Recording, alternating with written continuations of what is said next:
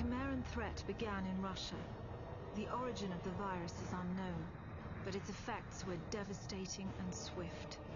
In the 1930s, reports of biological experiments began leaking out of Russia. Then reports of villages destroyed overnight. Then entire cities. We feared the Russians had developed a weapon of unparalleled power. The truth was far worse. The Chimeras stayed sealed within Russia for over a decade. Then, in 1949, they launched an attack that overwhelmed all of Europe in a matter of weeks. For several months we thought England was safe. But in October of 1950, the Chimera burrowed under the Channel. We had prepared for them, but in 3 months' time, the war was lost.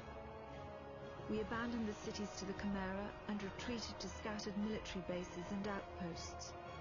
The Chimera had won.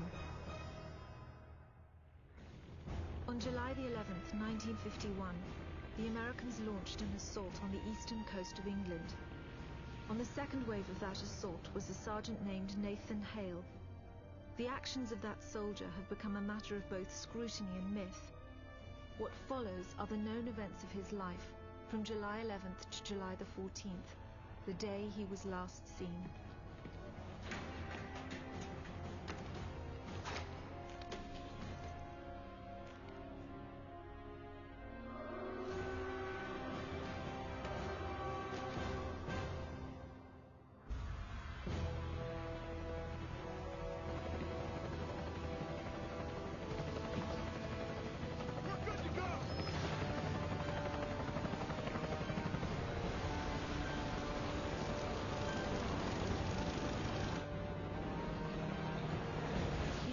Soldiers had no idea what they would soon be facing. The US government had sealed its borders in 1950. Radio waves and newspapers became state property. Only the highest levels of their government knew the truth. The operation was an exchange. The Americans were bringing supplies and tanks into York. We were giving them our one secret weapon, something we could offer that they couldn't build themselves. I was the commander of the convoy team that was to meet the US soldiers. We were ambushed in Manchester on the way to the rendezvous. There was no way to warn the Americans. They were on their own in York, fighting an enemy they knew nothing about. We never learnt exactly what happened there. All we know is that Nathan Hale was the sole survivor. Go! Go! Go!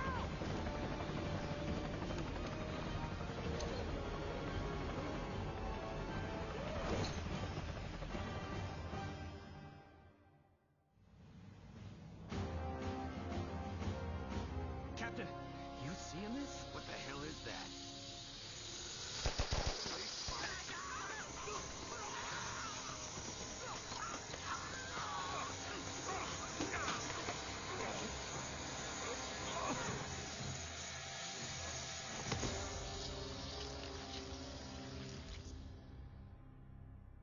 No one knows exactly how Hale was infected by the Chimeran virus. Our only clue is a journal entry recovered from the body of a US medic.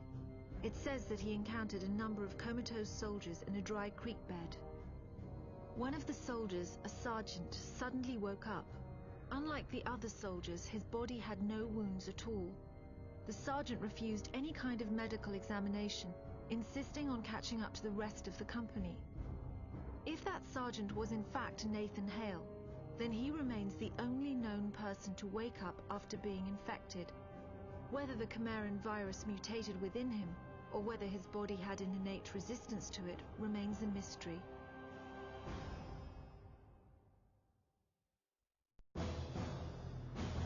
The Americans regrouped at an abandoned bus depot in southeast York. Under the command of a Captain Winters, they staged a daring tactical offensive. The Chimera had begun to close in on their position. If the Americans could secure the site, they would have a perfect landing zone, and the battle would tip in their favor. Well fought. We might just hold this little piece of heaven. Tapazzini, bring those tanks in here and scrape out a landing zone. Sir! Incoming!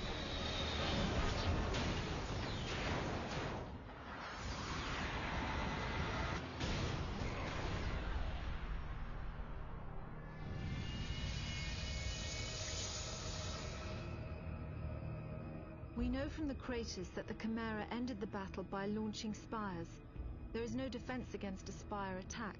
By the time you see them in the air, it's already too late. After impact, the spires release swarms of crawlers. Literally thousands of them can come from a single spire. Whole cities have been infected in minutes. After the crawlers have done their work, the Chimeras send in carriers to collect the dormant victims. The role of the carriers is to transport infected humans to conversion centers. It's at these locations that the Chimeran creatures are born. Hale was brought to a conversion center in the town of Grimsby. My convoy team and I were imprisoned at the same location. We had been captured uninfected, so we were put in makeshift pens until they could infect us.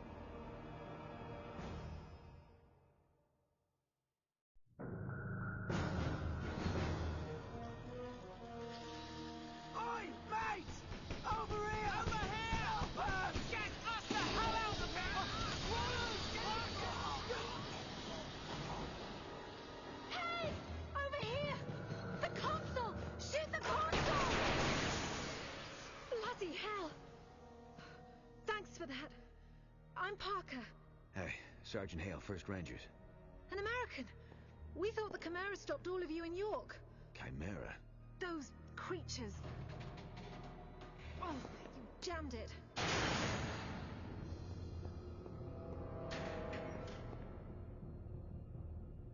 I'm sorry, Hale. Looks like you'll have to find your own way out. I'll be in touch. Frequency 77.6.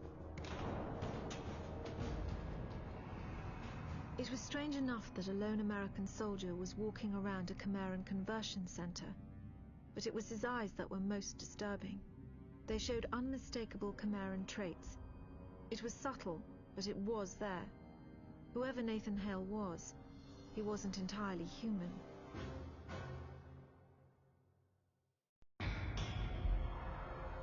The conversion center was built on top of an old fish cannery. Networks of tubes transported the bodies from one stage of conversion to another. Once humans are infected by the Chimeran virus, they fall into a coma. The virus begins changing their bodies from the inside out, eventually turning them into one of the Chimeran creatures. The conversion centers simply speed up the process.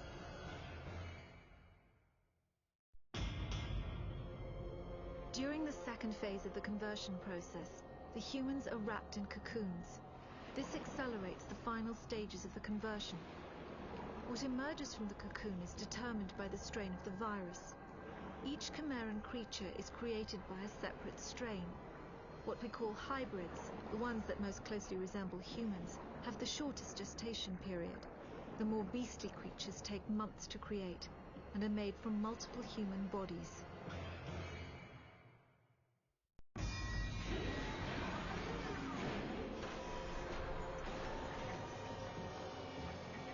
The final stage of the Chimeran conversion process is known as the birthing chamber.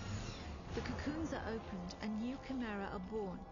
In the case of hybrids, a cooling apparatus is fused into their bodies. The Chimeran metabolism is roughly 12 times that of humans. This results in remarkable healing abilities, but also raises their body temperatures significantly. Without the cooling apparatus, the hybrids would overheat and die.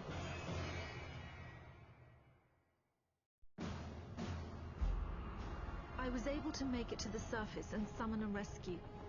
Flying into the Chimeran territory was always dangerous, but we had to risk it. Hale made it out shortly after.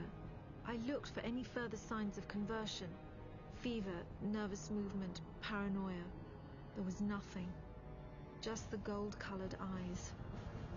We flew directly to Manchester. Soldiers had been trying to recover the convoy ever since my squad was ambushed. They knew what was in it. They knew it was our last hope for defeating the Chimera. I wanted to take Hale back to Northern Command for debriefing. Maybe he could sense I was suspicious of him. He joined the Manchester squad before I could say a word.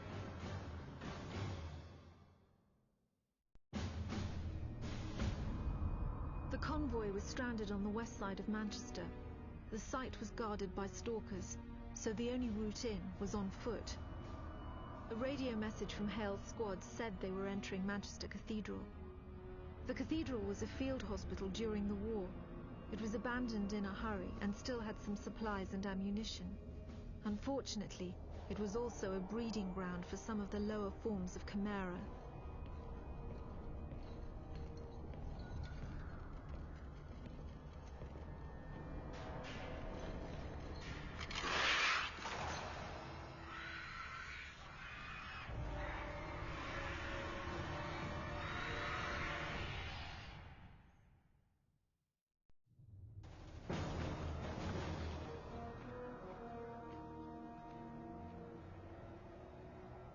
Hell, mate, you all right? Get in here! Captain Mitchell's squad had located the convoy. Unfortunately, stalker sightings in the area made immediate recovery impossible. The stalker is one of the Chimera's most feared weapons. They move quickly and fire anti-aircraft missiles with deadly accuracy. The technology used in the stalker remains one of the most intriguing and frustrating mysteries of the Chimera. Mitchell had been fighting a losing battle most of the morning, holding out until reinforcements arrived. Meanwhile, the Chimera kept coming. To everyone on the ground, it seemed the convoy was all but lost.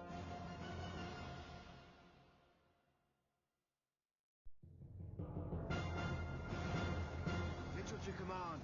Site secure. All stalkers down. You've got your convoy. How about getting us a sodding medic? Parker here. We're inbound, Captain. 4 minutes out.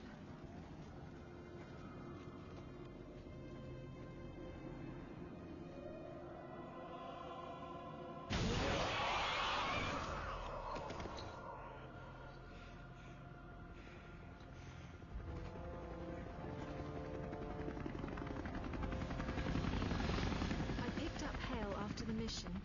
I had seen him approach the containment cell on the convoy. The cell had 14-inch lead walls, but even so, given Hale's condition, I didn't want him anywhere near it. With the stalkers gone, we were able to airlift the cell back to Northern Command. The exchange with the Americans would have to wait. We were about to execute a very risky offensive operation.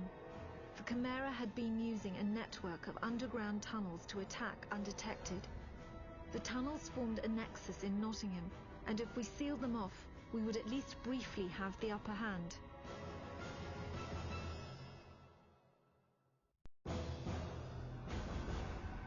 I was directing the battle from the air when I saw Cartwright's squad had run into heavy resistance. I needed to get them help right away. A group of soldiers had just stormed a Chimera mortar position. Hale was the only one to make it out. I radioed him to look for a shortcut through an old train tunnel. The tunnel was mostly blocked by a Chimeran power conduit, but I knew if Hale could find a way through, it would turn the tide of the battle.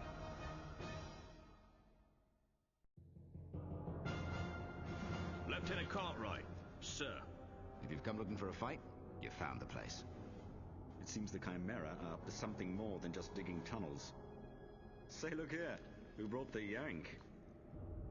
By that time, word had already spread about what Hale did in Manchester.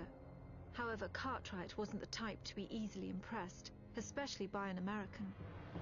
Cartwright's team had found something suspicious. Instead of just making tunnels, the Chimera were digging something out of the ground. At the time, we passed it off as just another Chimeran mystery. Our priority was to seal off the tunnels.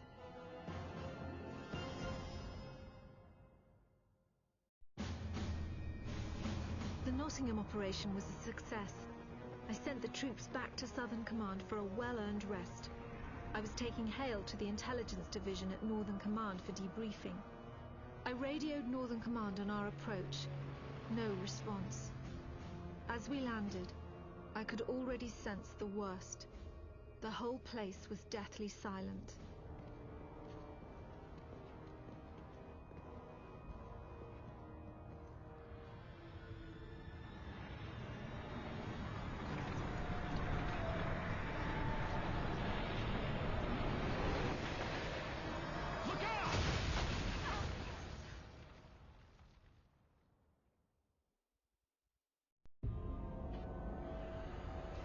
I'd been trying to radio Hale since the cave-in. I knew how the Chimera had found Northern Command, and more importantly, I knew why. They were after what the convoy had been carrying in Manchester. It had been carefully sealed in a specimen tank in our research lab. We thought it would be unable to call the Chimera from within the tank. We were badly mistaken. There was no way to warn Hale of the danger he was in. If he opened that tank, the result could be disastrous. What was inside would either kill him or control him.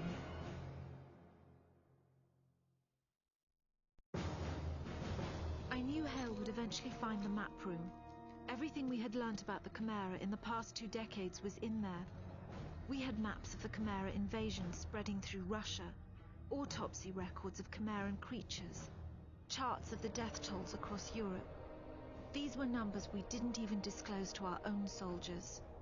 There were files that showed the progression of the Chimeran virus in humans. In over 6,000 cases, there were no records of any form of human resistance. There were also detailed schematics of our specimen tank and what was in it. We call them Angels. They're the most powerful of all the Chimera. We believe the Angels control other forms of Chimera via some form of telepathy. For all I knew, this one was already controlling Hale.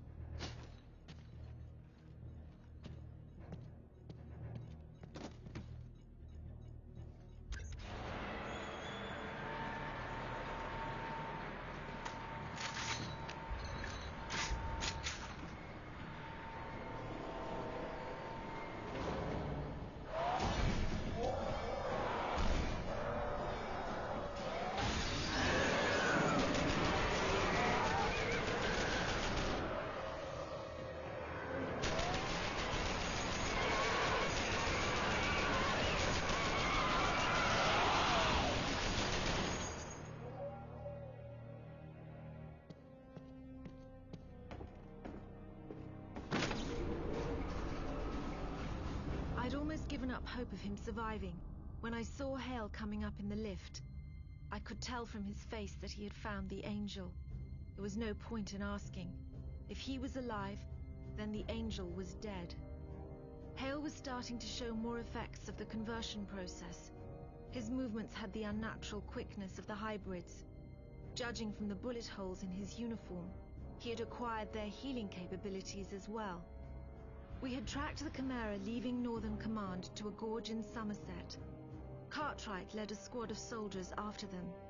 It had been 2 hours since he had reported in. Hale volunteered to go after them. I expected he would locate Cartwright. There was no way I could have imagined what else he would discover in that gorge.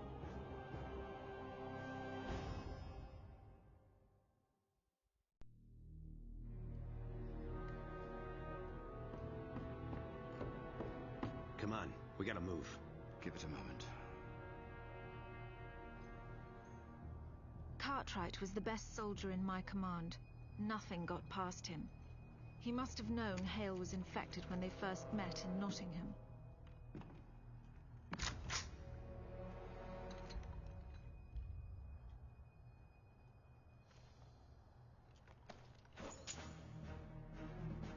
Fortunately, Cartwright never cared too much about the small stuff.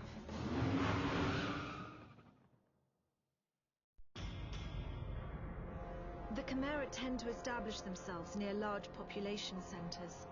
Their presence in a remote region like Somerset was highly unusual. The gorge was filled with factories that built stalkers and dropships, but we had seen those before. Deeper into the gorge, the Chimera were hiding something far more alarming.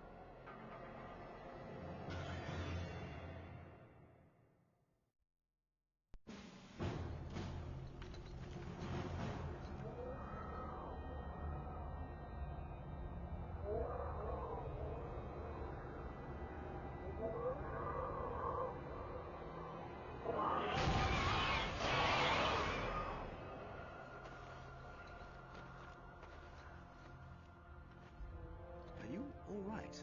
Yeah, fine.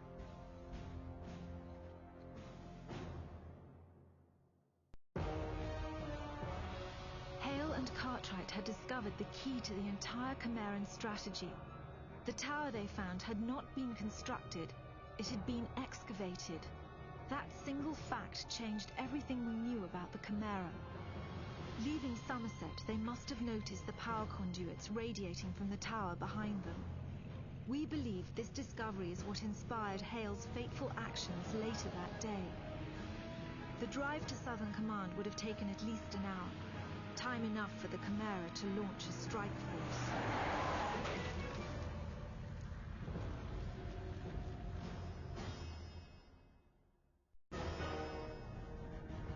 The soldiers fought off the worst of the attack on the northern entrance, but we then faced a graver threat.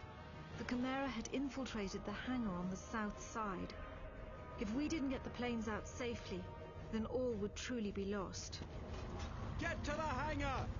Make sure all the transports get out!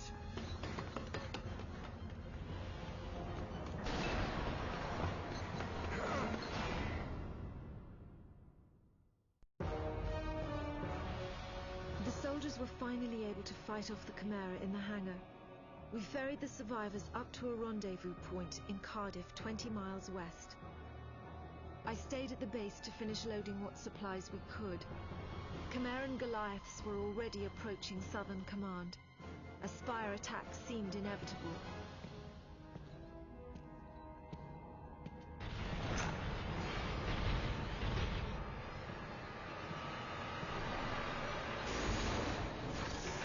Get in here. We've got scores to settle.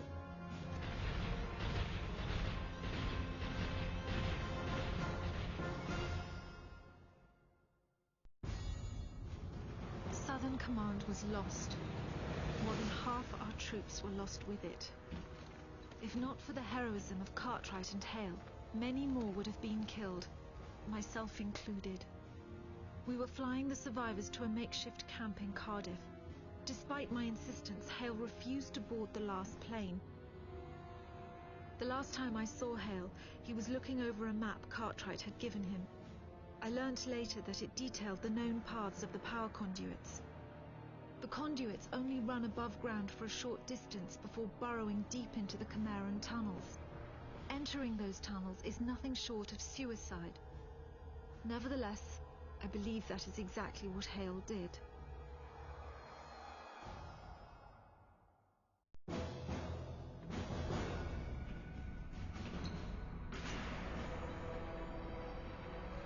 We believe Hale followed the Chimeran tunnels for several miles, finally reaching a major conduit junction. This would have led him directly into a Chimeran tower. The tower was most likely what we now know as C3. Each tower is named for its relative position in the conduit network. C3 is only 12 miles from the center. It would have been exceedingly well defended.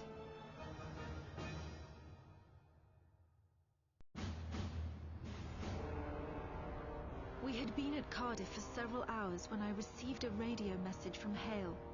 He told me he was in London, and he asked if snow was normal for July.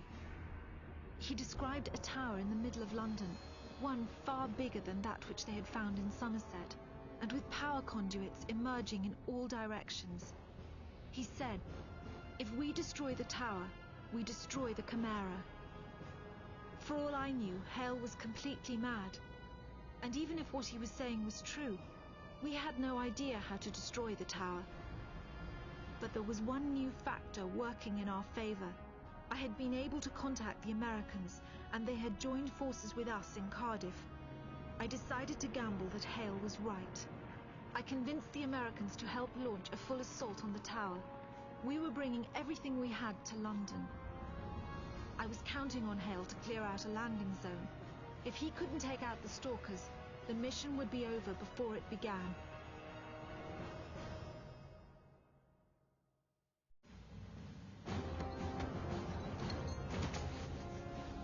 I'm outside. Where are you? Right, we see you now. Be advised, Sergeant. We're going in heavy and a little low. Bloody hell! I can't land with that stalker there!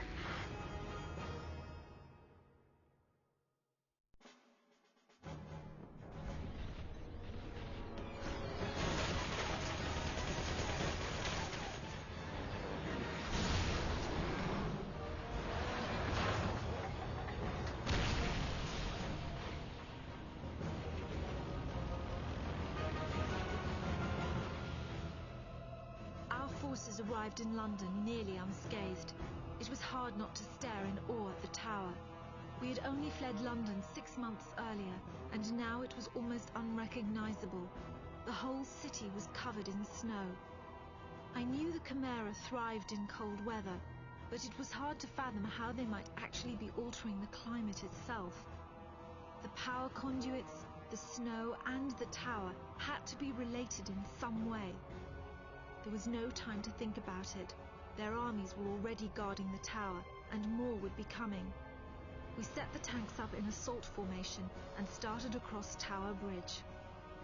The last tanks were crossing the bridge when we saw Goliaths approaching from behind. We had to destroy the bridge before they caught up to our tanks. Hale and a few other soldiers took up defensive positions while the charges were being set.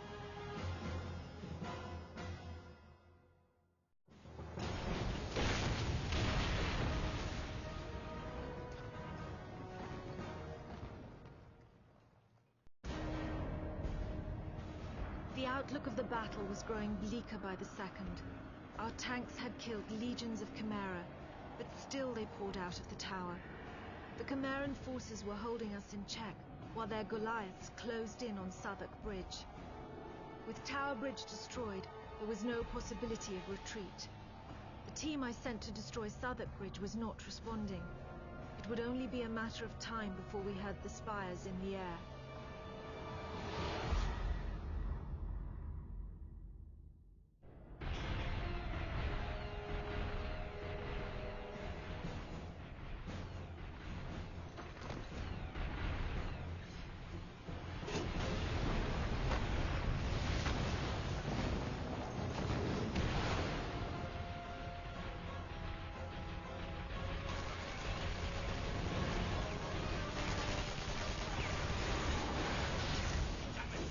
Could have used that. I know. I was only trying to disable it. Let's go. We have to catch that Goliath.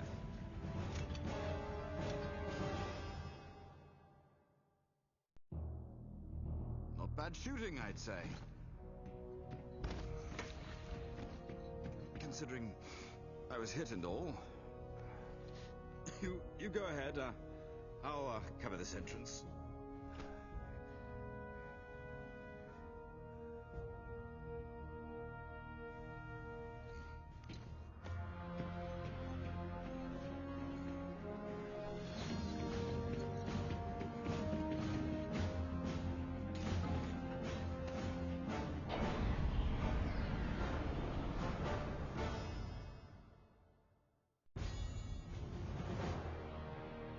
We were losing the battle outside the tower. The few tanks that remained would soon be overwhelmed by the seemingly infinite hordes of Chimera. Our only hope lay with the few soldiers who had managed to infiltrate the tower. It was up to them to find a way to destroy it from the inside.